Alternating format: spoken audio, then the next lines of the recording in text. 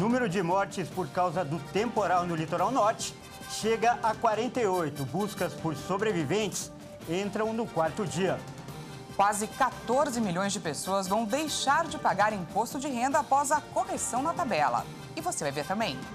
4 indígenas Yanomami morreram por complicações de malária e desnutrição em Roraima. Estudo mostra alterações cerebrais em pessoas com ansiedade e depressão que tiveram casos leves de Covid. Diplomata chinês visita Vladimir Putin e fala sobre a importância de uma boa relação com a Rússia para a estabilidade internacional. E ainda, União Europeia registra quase 1 milhão de pedidos de asilo em 2022. Essas e outras notícias você confere a partir de agora. Olá, boa tarde, seja muito bem-vindo. Nós estamos ao vivo, agora são 13 horas e 3 minutos pelo horário de Brasília. Muito boa tarde, Daniela Parisi. Boa tarde, Kleber, e boa tarde, é claro, a você que nos assiste. Vamos juntos conferir o que é notícia no Brasil e no mundo nesta quarta-feira. Olha só, a gente começa falando da tragédia no litoral norte de São Paulo. Subiu para 48 o número de mortes no litoral norte paulista por causa das chuvas e dos deslizamentos de terra. 47 mortes aconteceram em São Sebastião e uma em Ubatuba. A Defesa Civil continua trabalhando no resgate de mais de 50 pessoas que estão desaparecidas. Segundo o governo de São Paulo, esse seria o maior volume de chuva já registrado no país. Segundo a Defesa Civil, pelo menos 1.730 pessoas estão desalojadas, 766 desabrigadas em todo o litoral norte. Mais de 30 pessoas ficaram feridas e foram encaminhadas ao hospital regional. Por causa dos deslizamentos e das interdições nas estradas, turistas e moradores ficaram isolados na região. Com parte das pistas desbloqueadas nesta quarta-feira, milhares de veículos deixam o litoral norte paulista via rodovia dos Tamoios e sistema Anchieta Imigrantes. A chuva que atingiu as cidades de São Sebastião e Bertioga em 2 dias, causando destruição e mortes, foi superior a toda a precipitação acumulada em janeiro e fevereiro de 2022. Segundo dados do Centro Nacional de Monitoramento e Alertas de Desastres Naturais. Em São Sebastião, Barra do Una teve 648 milímetros de chuva e Juqueí 2 teve 694 milímetros. Na soma dos 59 dias de janeiro e fevereiro do ano passado, as estações de Una e Juqueí 2 registraram cerca de 800 milímetros cada. Em Bertioga também foram registrados 694 milímetros de água na estação da praia de Guaratuba. Em janeiro e fevereiro do ano passado, o acumulado em Guaratuba foi menor, 624 milímetros. A Defesa Civil Estadual já previa que o litoral norte seria atingido por fortes chuvas, com cerca de 200 milímetros de precipitação. Mas o que se viu foi um fenômeno muito maior, explicado pelo choque de diferentes sistemas climáticos. De acordo com o governo estadual, trata-se do maior acumulado de chuva que se tem registro no país, ficando acima dos 530 milímetros em Petrópolis, no Rio de Janeiro, em 2022. E essa tragédia tem sido agravada pela falta de água potável que está sendo relatada por parte dos moradores de São Sebastião. Em alguns locais do litoral norte, os pescadores estão fazendo o transporte de galões de água para garantir o fornecimento para a população. Em Boiçucanga, bairro fortemente afetado pelo temporal do fim de semana em São Sebastião, no litoral norte paulista, a água sai marrom das torneiras, com parte da terra dos deslizamentos. Com falta de água potável, alguns comerciantes tentaram se aproveitar da situação e chegaram a vender o galão de água a R$ 98. A Companhia de Saneamento Básico do Estado de São Paulo disse que está trabalhando para restabelecer o abastecimento de água em todo o litoral norte, com equipes em Boiçucanga. Para abastecer a população, uma associação de pescadores local se organizou para transportar garrafas de água à comunidade. Os pescadores também levam mantimentos para as comunidades que sofrem mais com o desastre.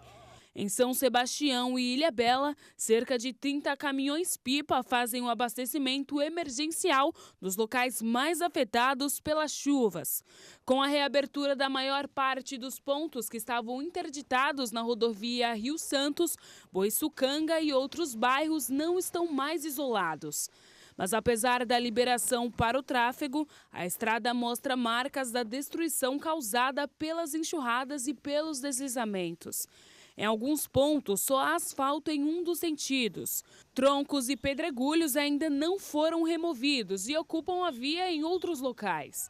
A Defesa Civil informou que o Brasil tem hoje já mapeados cerca de 14 mil pontos de risco altíssimo de desastres e 4 milhões de pessoas morando nessas áreas. Em São Sebastião, mais de 2.000 moradias foram construídas em 21 áreas de risco. O mapeamento recomendava a remoção dos moradores pela prefeitura e uma forte fiscalização para que o local não fosse novamente ocupado.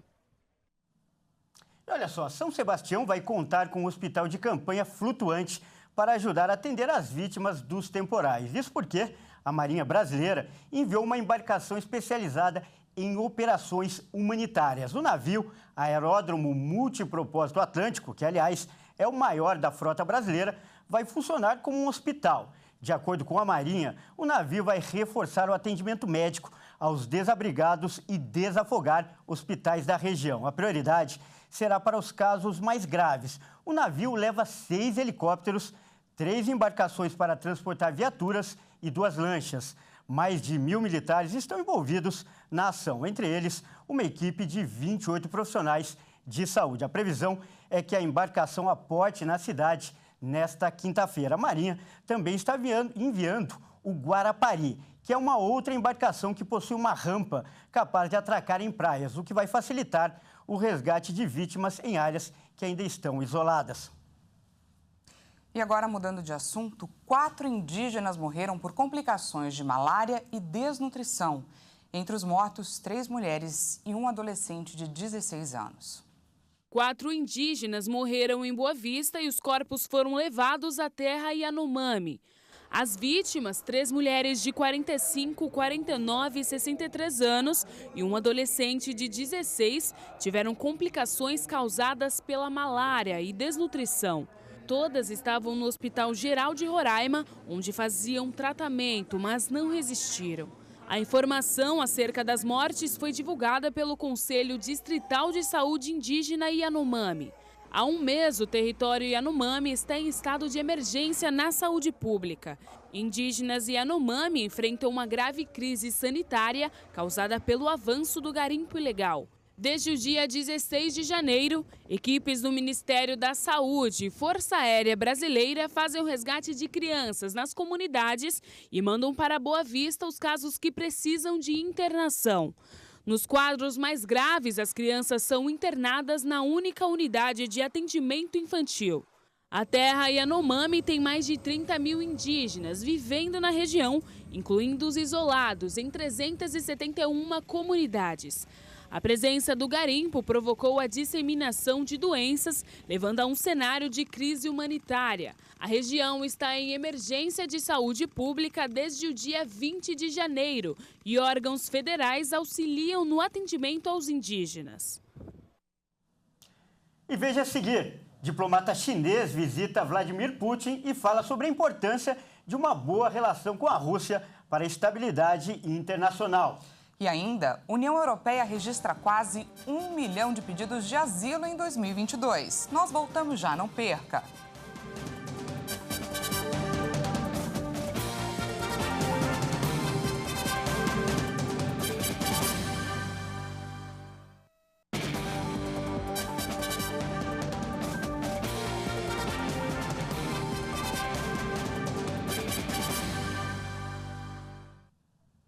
Seja bem-vindo mais uma vez, estamos de volta ao vivo, agora 1h14 pelo horário de Brasília e voltamos com notícias sobre imposto de renda. E, aliás, com uma boa notícia, quase 14 milhões de contribuintes vão deixar de pagar o imposto de renda após a correção da tabela. A estimativa é da própria Receita Federal.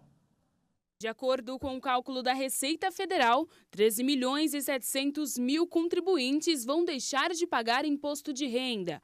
A mudança acontece após a correção da tabela e atinge cerca de 40% do total de 32 milhões de declarações do imposto de renda de pessoa física recebidas no ano passado. As novas regras de correção da tabela entram em vigor a partir do dia 1º de maio. E quem ganha até 2 salários mínimos ou R$ 2.640 vai ficar livre do pagamento de imposto. O modelo beneficia as pessoas com faixas de renda mais baixas e amplia a isenção da faixa dos atuais R$ 1.903 para R$ 2.112, sendo permitida uma dedução simplificada mensal de R$ 528 do imposto de renda.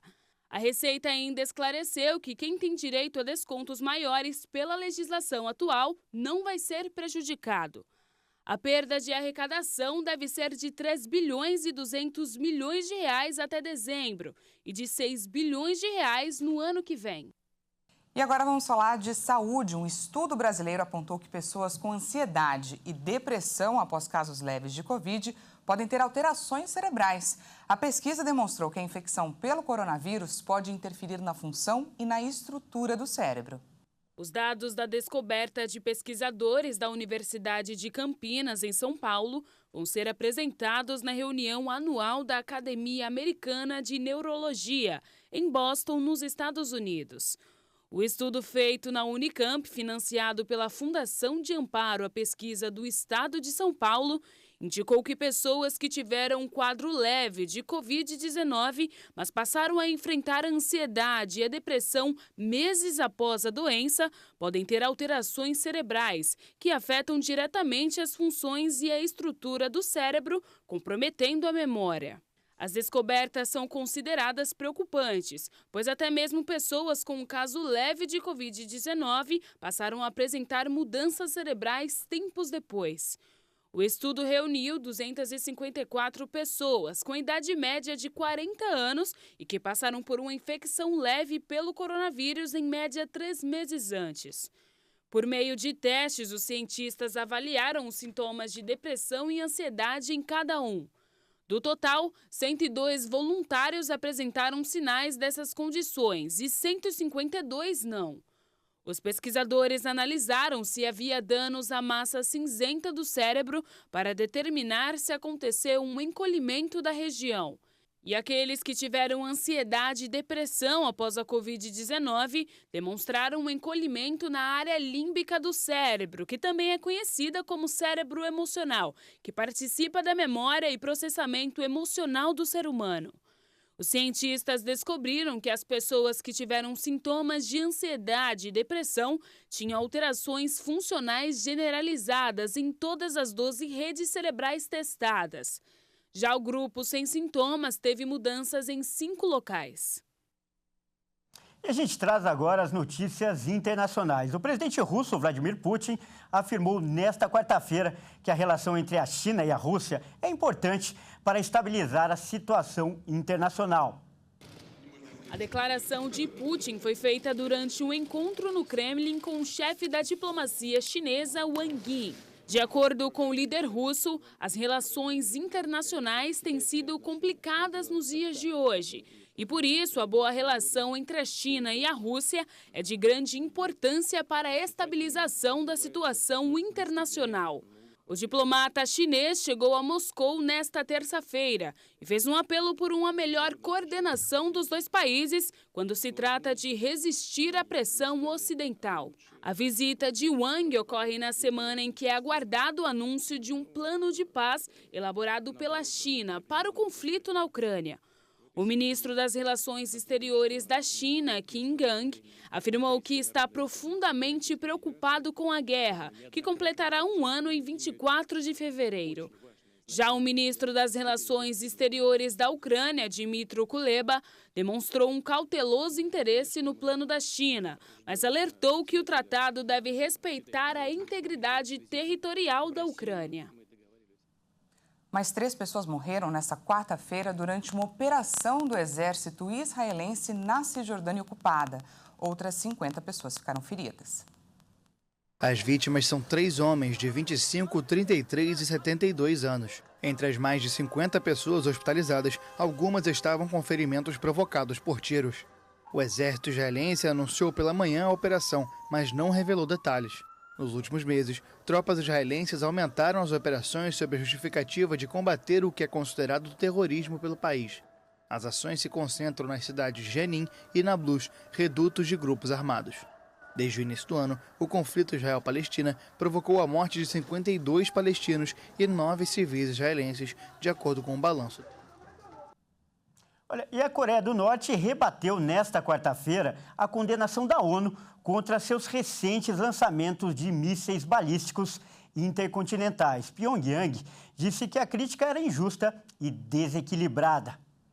A Coreia do Norte realizou nos últimos 5 dias o disparo de 3 mísseis, incluindo um míssil balístico intercontinental. De acordo com as forças norte-coreanas, os lançamentos mostraram a capacidade do regime para um contra-ataque nuclear fatal contra as forças inimigas. Após o lançamento dos mísseis, o secretário-geral da ONU, Antônio Guterres, fez um apelo por meio de um comunicado para que a Coreia do Norte desistisse imediatamente de continuar com as ações provocativas. Guterres também pediu para que o país retomasse as negociações sobre a desnuclearização da Península Coreana. De acordo com Pyongyang, o pedido e a declaração de Antônio Guterres foi desequilibrada e injusta, uma vez que ele tem ignorado os perigos que representam os exercícios militares em conjunto da Coreia do Sul e dos Estados Unidos. De acordo com o país, os disparos de mísseis são uma contramedida justificada pela recente presença de bombardeiros estratégicos americanos na Península Coreana. E o governo do Chile anunciou que 4 incêndios no centro-sul do país voltaram a causar preocupação pela proximidade com áreas povoadas. As chamas, que começaram a castigar a região no início de fevereiro, já deixaram mais de 20 mortos e milhares de desabrigados. A delegação presidencial da região de Biobío informou no início da semana que as chamas são extremamente complexas. A prioridade agora é combater o incêndio em Santa Ana, que teve grande avanço e obrigou que os moradores fossem retirados de suas casas.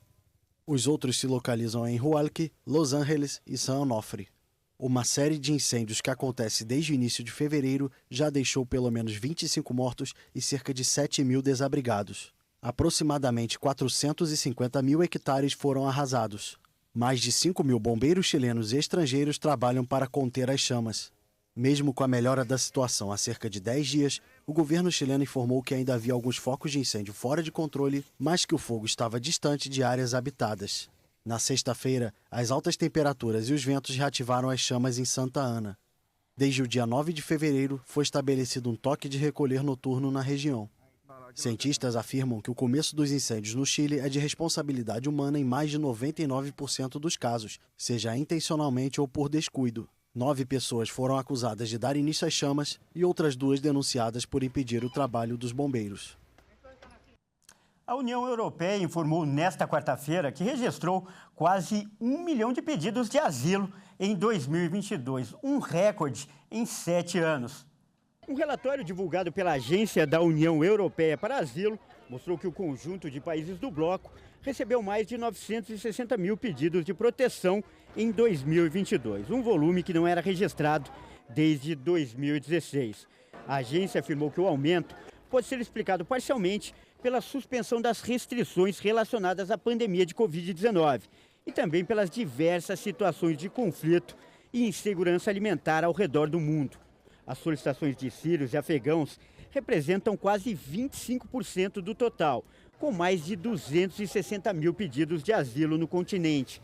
Em seguida, vem os cidadãos turcos, com mais de 55 mil, da Venezuela, com mais de 50 mil, da Colômbia, com 43 mil e do Paquistão, com mais de 37 mil pedidos. O relatório também apontou que o número de cidadãos ucranianos que solicitaram asilo para países da União Europeia após a invasão russa foi de pouco mais de 28.300. Já a Agência Europeia de Estatística, a Eurostat, apontou que desde o início da guerra, mais de 4 milhões de ucranianos entraram nos países do bloco. A agência também divulgou o número de menores de idade que ingressaram na União Europeia sem o acompanhamento de um responsável. Foram mais de 43 mil crianças e adolescentes, o maior volume já registrado desde 2015. De acordo com o relatório, a alta demanda de pedidos de asilo tem sobrecarregado as estruturas burocráticas do bloco.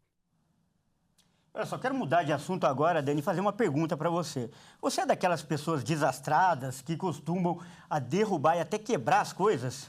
Olha, eu sou muito desastrada, não é pouco não. Há quem diga que eu sou um verdadeiro perigo. Eu fico até com medo, assim, de mexer nas coisas. Pois é. E se você aí que nos assiste é tão desastrado ou até mais que a Dani, presta atenção agora nessa escultura.